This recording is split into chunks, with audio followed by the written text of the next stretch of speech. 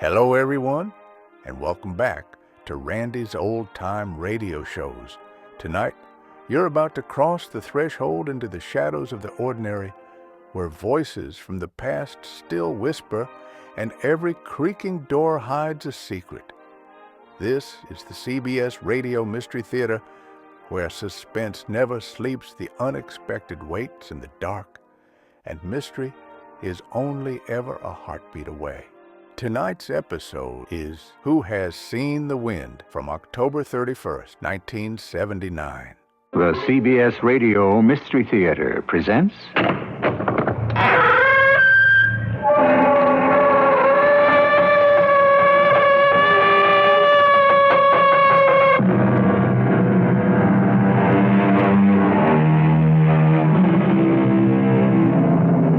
Come in. Welcome. I'm E.G. Marshall. Man is beset with irrational fears called phobias, excessive persistent terror of a particular thing or situation. This morbid fear has no reasonable cause, and therefore cannot be eliminated or even modified by reasoning with its victim. One of the most common phobias takes its name from the Latin claustrum, meaning a closed place. Thus, claustrophobia is an abnormal dread of being kept in a confined space, unable to leave it. Mona Clayton, Broadway star, is so afflicted. Out. Out. Let me out. The walls. They're closing. They're closing. They'll crush me to death. Help. Help. Help me. Take me out. Please. Please take me out. Out.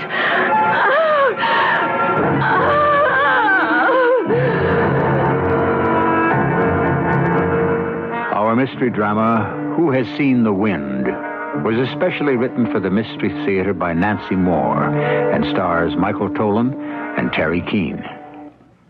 It is sponsored in part by Contact, the 12-hour cold capsule. I'll be back shortly with Act One.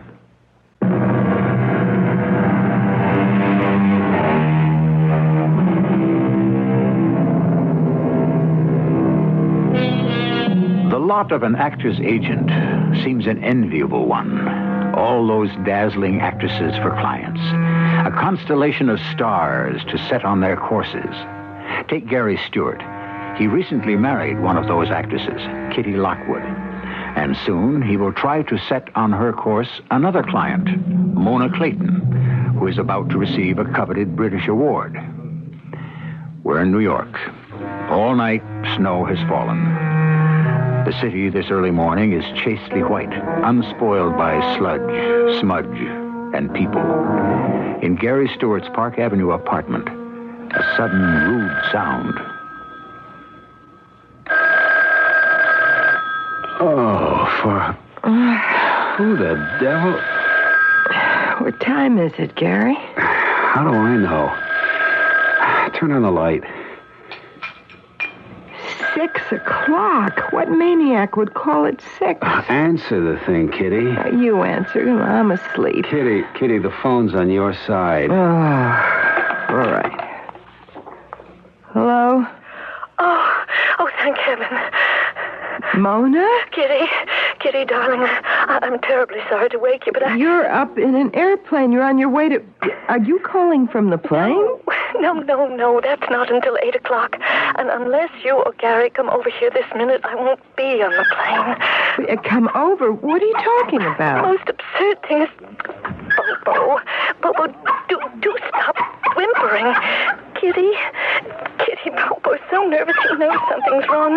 Well, wait, I want to pick him up. Yeah, muzzle him while you're at it. Oh, dear, I can't reach him. Oh, hold on, will you, Kitty? Just hold on. I'm holding. Oh, honestly, Gary, 6 o'clock. What's going on?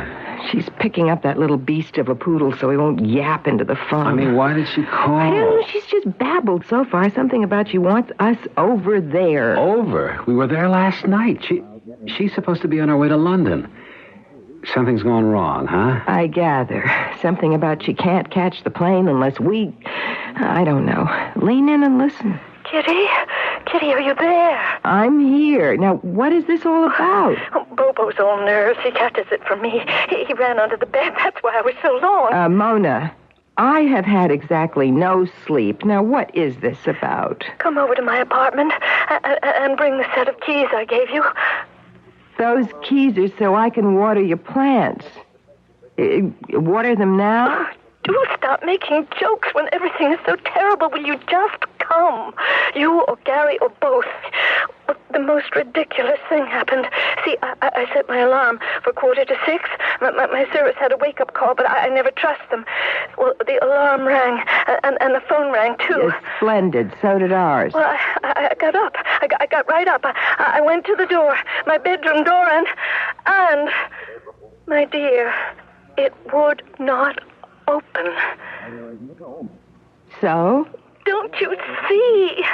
I can't get out of my bedroom. I cannot open the door. It is stuck. Mona, for heaven's sake, stop being so helpless. Doors in $2,000 a month penthouses do not get stuck. But it is. Well, so maybe it's a little bit stuck. With the slightest effort on your part. I tried, and I tried, and I pulled, and I pulled. It is stuck. Kitty, it will not open. Kit, I noticed it last night. It really was sticking. Is that Gary? What's he saying? More to the point, what are you saying? Will one of you come over here before I lose my mind? The wretched door opens inward. If you push and I pull, it'll open. Give me the phone. Mona, here's Gary. Oh, Gary? Mona, now listen to me. Mm-hmm. All you need to do is phone your night porter. He'll get the pass keys and he'll help you...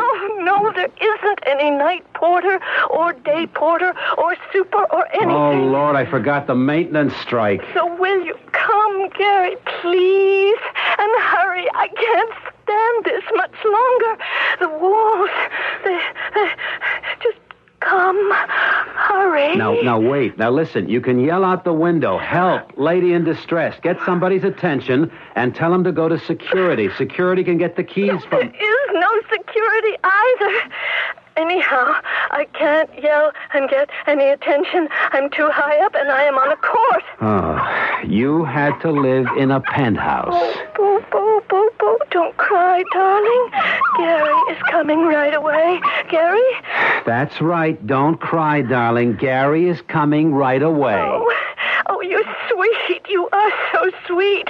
Oh, but I'll miss my plane. I know I will. And I won't get my British award. Yes, you will. Now, look, you be ready, coated, hatted, booted, and I'll have a taxi waiting. And don't say take a later plane, because they're having that huge award reception, and the time can't be changed, and I won't... Mona, hang up. Oh, she is the most Oh, well. Oh, I hate to leave this warm nest and go out into that cold, cold world. Then don't. Don't go? Leave Mona like that?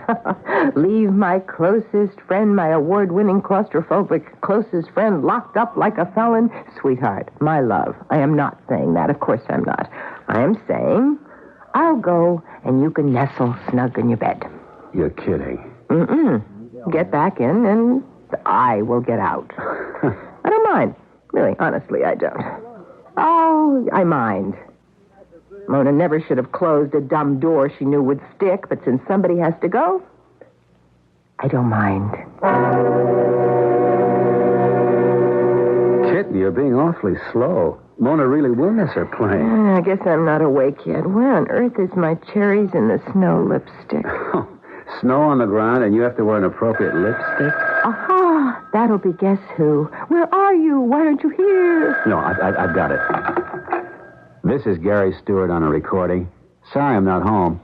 After the beep sound, please leave your message, name, and number. I'll get back to you as soon as possible. Hush, Bobo. Beep. Gary, this is Mona. Where are you? Please, hurry. It's just awful here.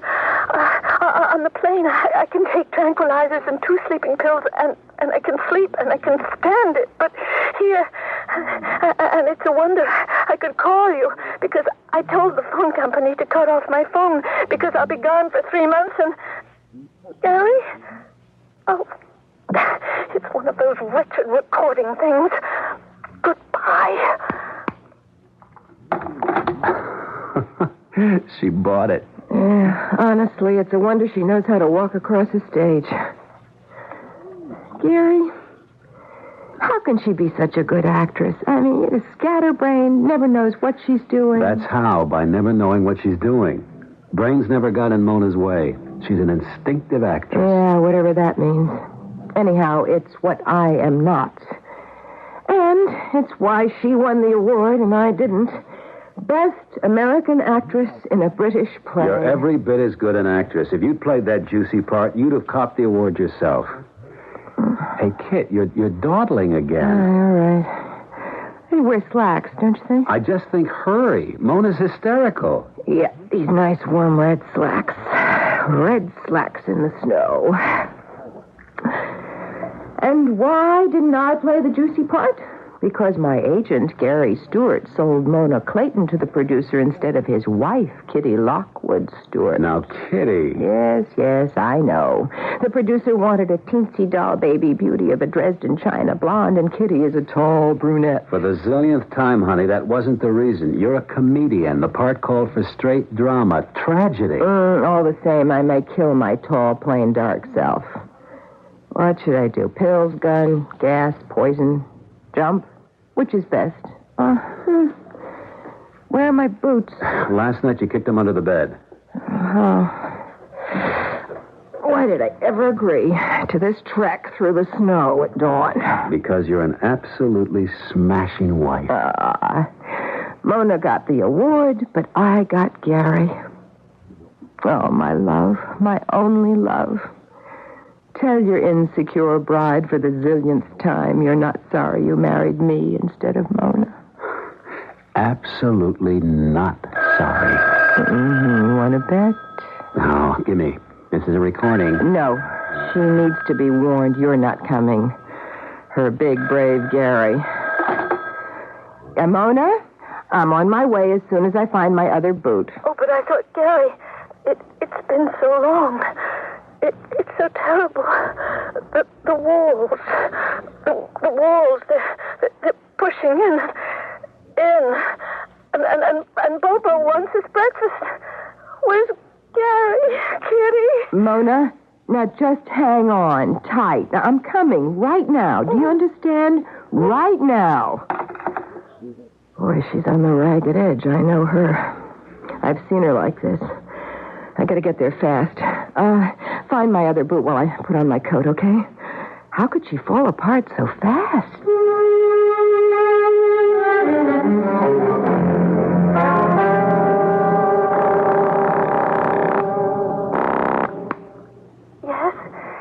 Yes? Mona, I just want to tell you that Kitty's on her way. She's gone from here about 5 minutes. In another 5, she'll be walking into your front door. And opening the bedroom one? Right. Are you dressed and ready? Yes, I'm wearing my red suit, the one you like. Oh, you are so sweet to call. Now, just hang on. Kitty will be there. Hey, someone just came in our front. Look, I gotta go. I hope you catch your plane, honey. Have a nice award. Kitty. Oh, listen, I'm just as freaky as Mona. I forgot to take her keys. Waiting for a taxi, suddenly I realized just thank the Lord I didn't go all the way to Mona. Well, get the keys and get going, kid. I don't even know where they are. They ought to be in my purse, but they're not. Just help me look. Well, they're here somewhere. We came straight in here when we got home last night. No, I will never call Mona scatterbrained again. I am worse. And, Gary, I can't get a taxi. It's too early, all that snow. Well, walk then. It's only 5 blocks. Where are the keys? They're not here. Hey, your pockets. What? That coat. You wore it last night. Look in the pockets. Oh, my Lord. I really will kill myself for this. Go, darling. Just go.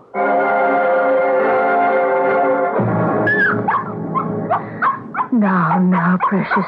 Aunt Kitty's on the way. I don't know why it's taking so... Shh. Bobo, the front door. Kitty?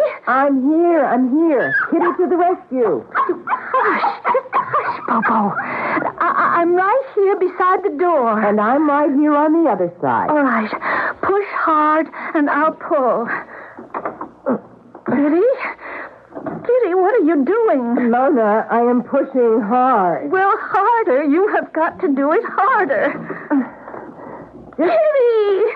Hey, it won't budge. Oh, kick it. Harder. I'll kick it flat out. I'm so mad at it. Nothing. Darling, listen now. It won't open. It will not open. Well, it has to. I can't stand it. It has to.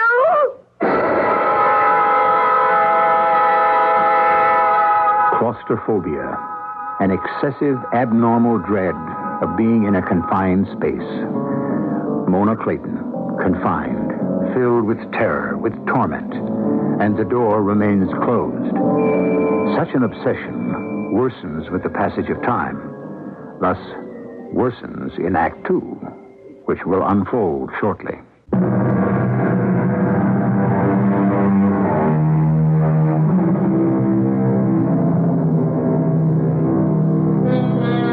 At the end of Act 1, I spoke of Mona Clayton's obsession. But is that a correct description of her problem? I consulted Mr. Webster.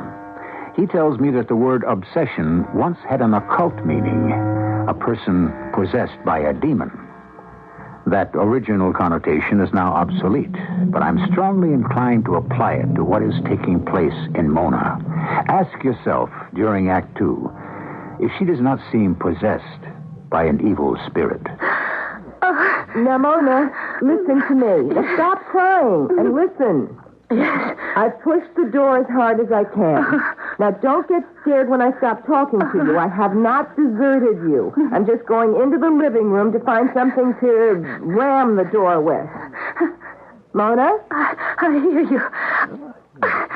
How could a door stick like this? I don't know. Is it damp, maybe? I don't know. Now, just hang on to the doorknob, and I will be right back.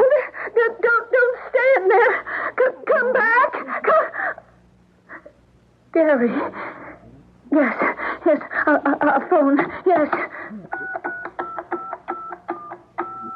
Oh. Ring. You're not ringing. It's dead. They shut it off. Oh, no. No, not yet. Oh, please, not yet. Gary, fix it, please fix it. Make it ring. Mona. They've cut off the phone. It's dead. Mona, listen to me. Come back to the door. It doesn't matter about the phone. It does. I can't call Gary. You do not need to call Gary. Now, listen. I've got this chair now. I can run at the door with it. It'll ruin your Chippendale antique. It's a battering ram now. Now just stand back from the door and don't be scared of the sound. Okay? Yes. 1, 2, 3. Nothing. I'll try again. It won't work. Nothing will work. I will be trapped here forever. I told you. I don't believe this. The chair broke, but not the door. You're not trying. What? You're not. You want me to miss my plane. Mona! You don't want me to get the award. Mona, stop that. Now, just stop it. You're jealous because I won and you didn't. Of course I would like to have won, but if it couldn't be me, I'm glad it's you. You are not glad, and you are jealous. You are jealous of the award. You are jealous of Gary and me. He loved me first. You know he did. You are jealous because we had an affair. He says you didn't, and I believe him. We did. I don't care if you did. I do care that you are working yourself into a frenzy. Now, you think you've missed your plane, and I'm afraid you have, but we still... I don't care about the plane. I just want out of here, and you won't let me out. The walls closing. They are closing.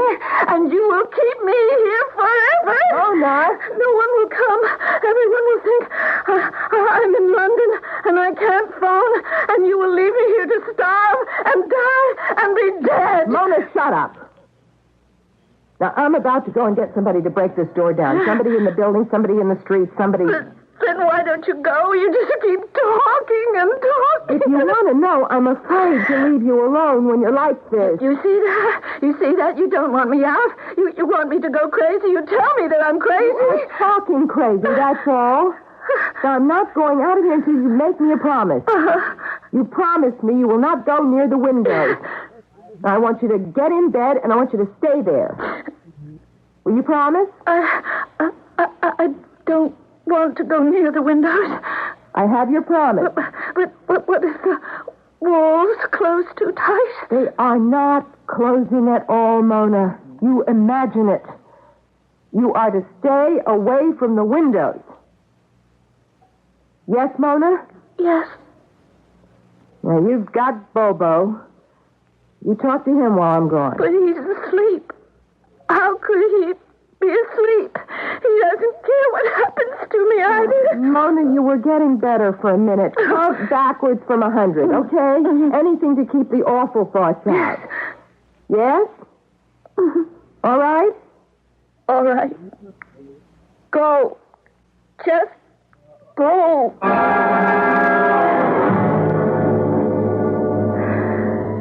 75, 74. The walls. 73, 72. I could get out through the courtyard. The snow. It's deep and soft. And I'd be out. Out! No. Kitty would like it if I... It's what she wants. Don't go near the windows, Mona. You're talking crazy, Mona. Windows. Kitty, where are you? Why haven't you found someone if you really want me out? You hate me. God, I am talking crazy. Kitty's my friend. 65, 64, 63. Three windows. There are 3 windows. 1, 2, 3.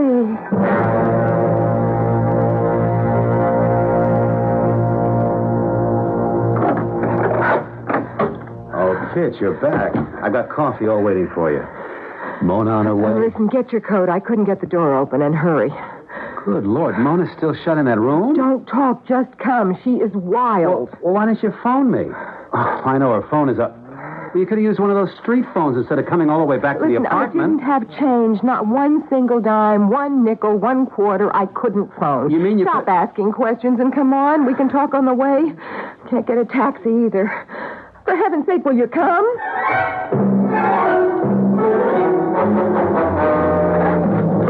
All I can say is thank God we're joggers. Who can jog in the snow? Oh, Gary, I've been away from Mona for hours. Kit, not even 1 hour has passed since Mona first called. It's 5 to 7. I can't believe it. Well, believe it. But to a claustrophobic locked in a room, 1 hour is a lifetime. Yeah.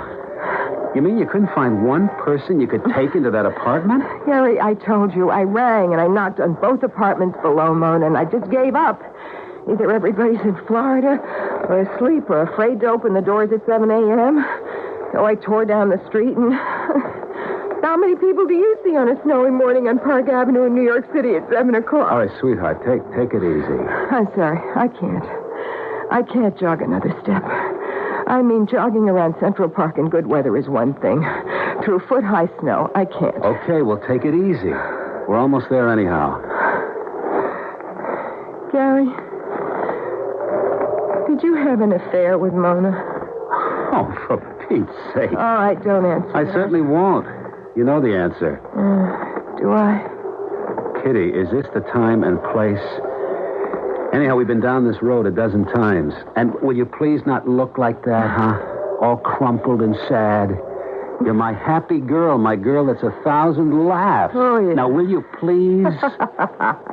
How's that? Beautiful. You're marvelous. I'm an actress. Well, anyhow, it brought us right to Mona's building. I think Lord Byron said it. And if I laugh at any mortal thing, 'tis that I may not weep.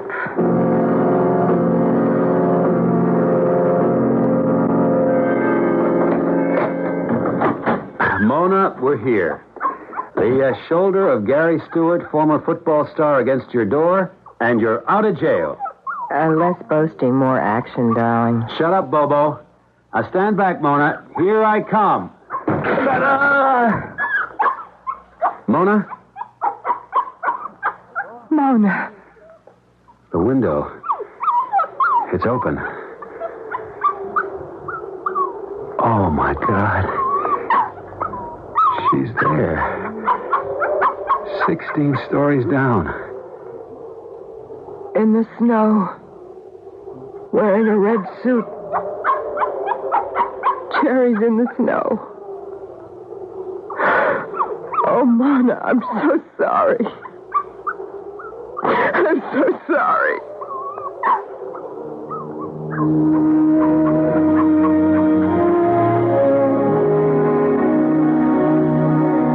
You were asked to consider if Mona Clayton was possessed by a demon. In the light or the dark of what has happened, how do you answer? She had everything to live for, youth, beauty, talent, fame, yet she went out a window because she could not go out a door. Claustrophobia or an evil spirit? In Act 3, we'll find the surprising answer.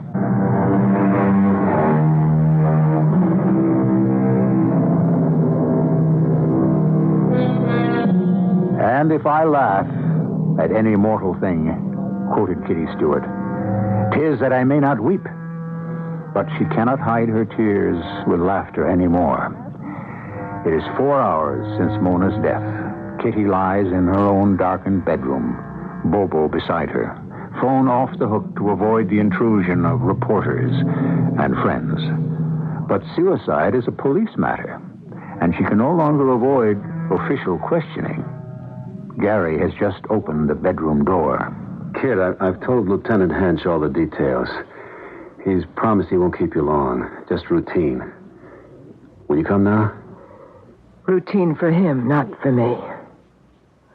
What's he like? What you'd expect.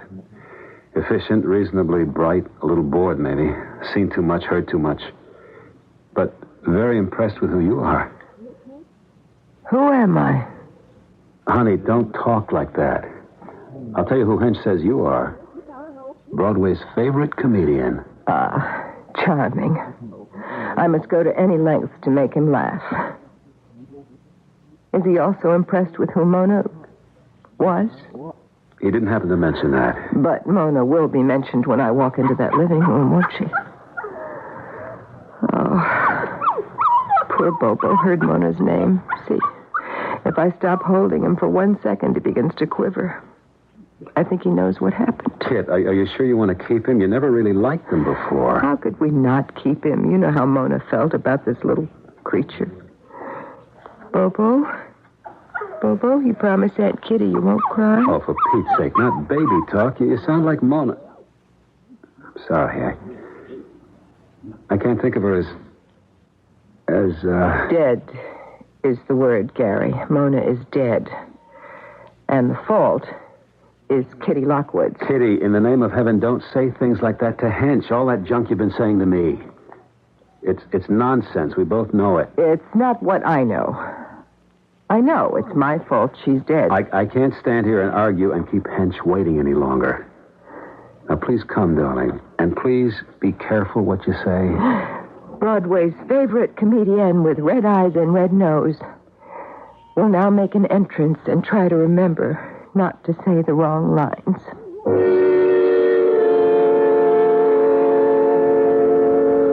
Real pleasure, Miss Lockwood, Mrs. Stewart. I saw you in Dust Off That Dream, best show around last fall. Then you missed Mona Clayton in Who Has Seen the Wind.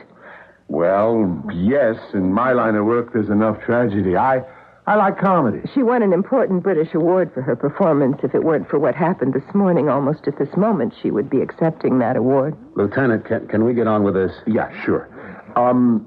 Mrs. Stewart, if you'll just describe for me the events as you know them before the suicide. Lieutenant, I've said this to you twice before. Mona Clayton did not commit suicide. And I've said to you that she went out a window 16 stories up, jumped to her death of her own volition. That is suicide. She didn't do it to kill herself. She did it to get out of her room. What sent her through that window was claustrophobia, not a death wish. You are both wrong. It was not suicide, not to escape a room. It was murder. Oh, Kitty. Now, Mrs. Stewart, your husband warned me you might say something of this sort. Lieutenant Hench, I murdered my friend as surely as if I pushed her out of that window. And he explained why you would say such a thing. Shock, sorrow, undeserved guilt, because you weren't able to help her. Undeserved guilt? Will you listen to my sins of omission, Lieutenant? I was slow dressing. I left this apartment without Mona's keys, had to come back. On the street again, I could have stopped an occupied taxi and explained the emergency. I didn't. I walked instead. Honey, don't rehearse all this. I have to. When I got to Mona's, I didn't push hard enough on the door. Then I didn't ring enough doorbells to get help. Back on the street, I hadn't the sense to bring even a dime in my purse. And again, I didn't look hard enough for somebody to help or flag a cab. I ran to Gary again. Mrs. Stewart, none of that is murder. Bad luck, bad planning, but it's not murder. Regret for these things is understandable, but taking blame for your friend's death, no. You really don't think that I... No one could possibly think that, Mrs. Stewart. Now, Mr. Stewart, I believe your wife should go back and lie down. I can question her another time. No. You've made me feel better. You really have, and I thank you. So you ask me whatever you need to. That's better. Go ahead, Lieutenant. Finish. All right. Mrs. Stewart, suppose you describe Miss Clayton's state of mind when you got to her apartment. The fear kept increasing, especially when she found out the phone was disconnected.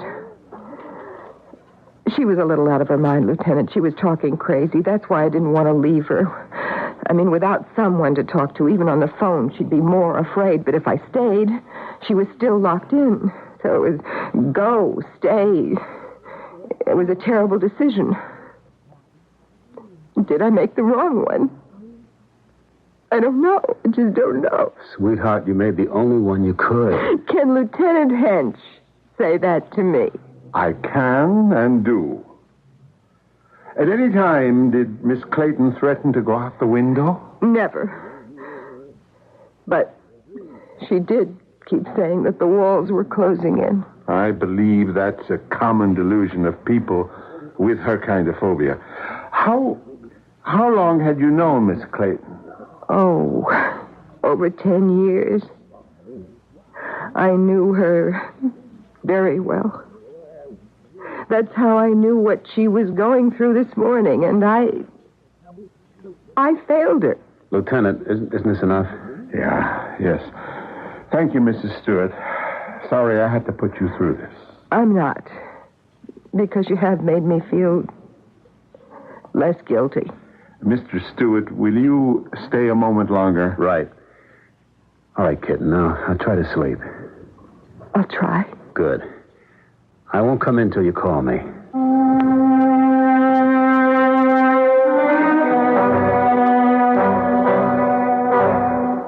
Kit? Wake up. Come on, wake up. Oh, Gary, you told me to sleep. Why are you waking? You've had quite a long sleep. Were you dreaming of Mona? Mona. For a little while I could forget. Why did you wake me? I have a report I think will interest you. It interested me. A report? I've been doing some investigating. It began by accident. After Lieutenant Hench left, I discovered I was out of cigarettes. I looked in your purse. I found not cigarettes, but something you didn't have. Change. Money? Coins? You mean all the time? 3 dimes, 2 nickels. All the time I could have phoned you? Yes. It must have been nerves caught from Mona. I rummaged too fast in my purse. I panicked. I ran for you. Oh, Gary. Before you left Mona's building, you said you rang 2 doorbells. The apartment's on the floor below. Yes? Yes. But the tenants were asleep in Florida or afraid to answer the bells at that hour. Isn't that what you thought? Well, I guess there could have been some other reason. I rang those same doorbells. 16A, no answer. But the live-in maid at 16B did answer. She said she was up at 6 this morning and no doorbell had rung until I rang it. Darling, what on earth are you... Are you suggesting I didn't go to those apartments? It does seem a little odd, wouldn't you say? No. The live-in maid could have been running the water. It could have been in the shower, couldn't she? Did you ask her that? No. No, I had a lot of other puzzles in my mind. For example, your offer this morning to go to Mona instead of me. At the time, I thought it was very sweet of you. And now you think? That it was unnatural. You hate getting up early, you hate the snow, and I was the obvious person to go. Do you deny any of that? No. Second puzzle. Considering Mona's emergency, you were very slow dressing. Why? When you're always a fast dresser. I told you I was half asleep, Gary. I was. Have you more puzzles? You left here, went down to the street, stood around for 5 minutes or more waiting for a taxi when you could have walked to Mona's in that time. And then suddenly, or not so suddenly, highly efficient Kitty realizes she's forgotten to take Mona's set of keys. I did forget them. I was worried about Mona, not thinking straight. You don't find it odd that they were in your coat pocket all the time? I don't find anything odd in a crisis situation. Those several delaying tactics aren't odd? I can't stand much more of this, Gary. And not an odd coincidence that while you were dressing so slowly, you spoke of the fact that I, as Mona's agent, got her the envied role in Who Has Seen the Wind and did not get it for Kitty Lockwood? Well, it is true, isn't it? And not another odd coincidence that you asked me that tired, beat-up question? Did I have an affair with Mona? To which you've always answered that you did not. But in the horrible light of what you've been saying to me now, I'm beginning to wonder. You've always wondered. You never believed me or Mona. And you think the affair never stopped. Well, then we're even, aren't we? I can't believe you've been faithful, and you can't believe I tried to save Mona this morning. That is what you've been saying, isn't it? I could believe you tried, believe all your answers to my questions except for one fact. You could have opened Mona's bedroom door yourself. What? It took hardly any strength at all for me to open it. You could have done it almost as easily. If you wanted to. That is not true. I tried with every ounce of strength I had. If you believe I didn't try, then why haven't you said so before? I didn't give it any thought when it happened because that's when we found Mona. I only realized it since I began putting all the bits and pieces together. So what is my devoted husband saying now that he's put them together? You know what I'm saying. That fake confession of murder to Lieutenant Hench wasn't fake. It was fact. No. You've been jealous of Mona for years. Her looks, her acting, her success before yours. The fact that I loved her first.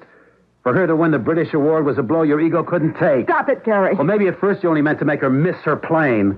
miss all that public glory in London, and then standing by a stuck door, the phone out of service. Yeah. You realized what else you could do. No. Oh, all right. Maybe subconsciously I did want her to miss her plane, but that's all. I swear I pushed her door as hard as I could. I even told her not to go near the windows while I was gone. I said that. If I wanted her to... Would I have said don't go near the window? Yes. Neatly putting the idea in her head. Jump, Mona, jump. Stop saying that. I won't listen. It's a lie. Admit it, Kit. You hated her. You wanted her dead. She said that. Did I? I don't know anymore. I did hate her, I think. I didn't realize till now, but want her dead. Want to drive her to out the... Did I? Could I? Well, did you? Could you? No. I didn't do it. Or make her do it. And you can't prove I did. Oh, you'd like to, wouldn't you? You were always on her side, always got her the best parts. She gets the part in Who Has Seen the Wind. She wins the award. Well, lying there in the snow, that's winning. You killed her, and you know it.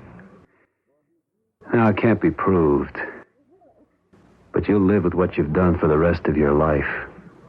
Alone. I won't be around. Goodbye, Kitty. No.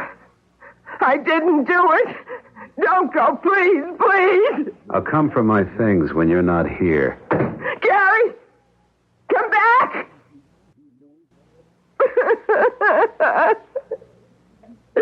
Gary! Gary!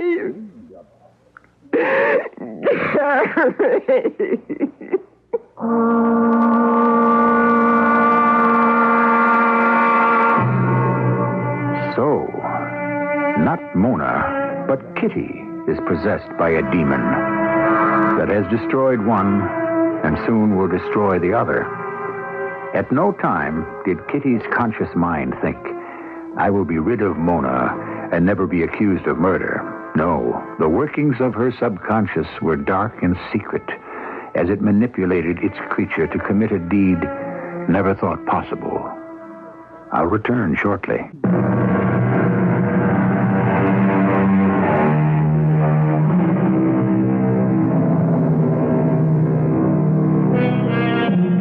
Kitty Lockwood's motive for murder was hidden, even from herself. But we have been given strong evidence and a warning that when hate rules the psyche, all manner of other evils are released and flourish. Who has seen the wind? The wind of envy and jealousy, of hate and vengeance that can destroy a mind. Our cast featured Michael Tolan, Teri Keane, and Carol Teitel. The entire production was under the direction of Hyman Brown. Well, folks, that's all for this episode here on Randy's Old Time Radio Shows. Now, bringing these golden oldies back to life takes no small amount of time and effort from our good friend Randy, cleaning up the audio, converting the files, and making sure each show has the best audio possible. If you've enjoyed the program and you'd like to help keep these classics on the airwaves night after night, why not consider a small donation? Every penny goes straight to supporting Randy's work and helping this channel stay on the air. You'll find the links down in the description below.